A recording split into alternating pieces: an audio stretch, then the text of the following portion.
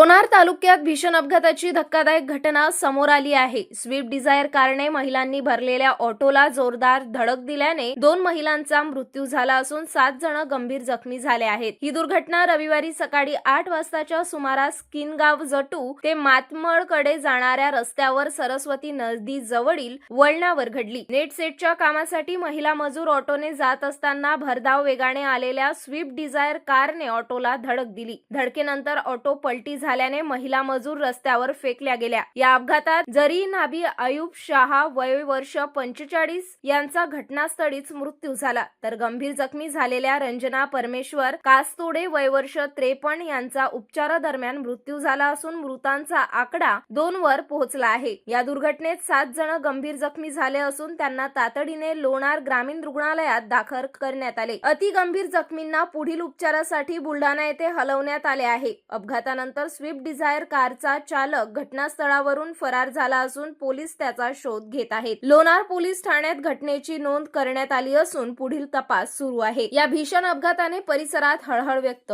होत आहे।